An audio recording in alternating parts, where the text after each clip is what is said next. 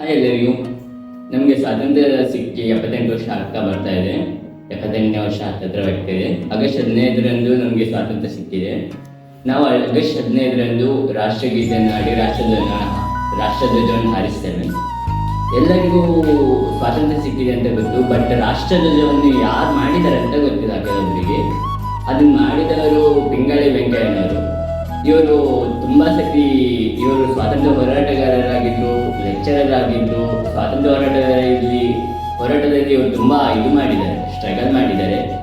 ಹಾಗೆ ಇವರಿಗೊಂದು ಕನಸಿತ್ತು, ಅಂದರೆ ನಮಗೆ ಸ್ವಾತಂತ್ರ್ಯಕ್ಕಿಂತ ಮುಂಚೆ ಬ್ರಿಟಿಷರ ಧ್ವಜ ಎಲ್ಲ ಕಡೆ ಹಾರಿಸ್ತಿದ್ರು. ಅದಕ್ಕೆ ನಮ್ಮ ಪಿಂಗಾಳಿ ವೆಂಕಯ್ಯನವರು ನಮ್ಮ ರಾಷ್ಟ್ರಧ್ವಜವನ್ನು ನಿರ್ಮಿಸಿದರು.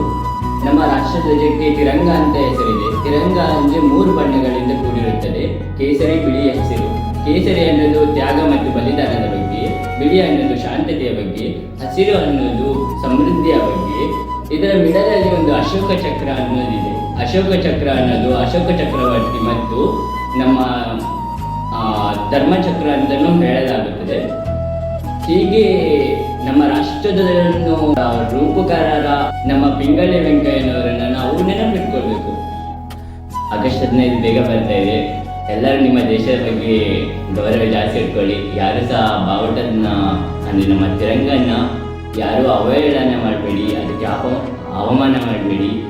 ಮತ್ತು ರಾಷ್ಟ್ರಗೀತೆ ಮತ್ತು ರಾಷ್ಟ್ರಧ್ವಜದ ಮೇಲೆ ನಿಮಗೆ ತುಂಬ ಗೌರವ ಇರಬೇಕು. ಯಾಕಂದರೆ ಸ್ವಾತಂತ್ರ್ಯ ಹೋರಾಟ ಅನ್ನೋದು 2-3 ವರ್ಷದಲ್ಲ, 200-300 ವರ್ಷದ ಮುಗಿದು. ಹಾಗಾಗಿ ನಾನು ಭಾರತೀಯ ಅನ್ನೋದು ನನ್ನ ಹೆಮ್ಮೆ ಆಗಿದೆ. ಹಾಗೆ ನಿಮಗೂ ಆ ಹೆಮ್ಮೆ ಇರಬೇಕು.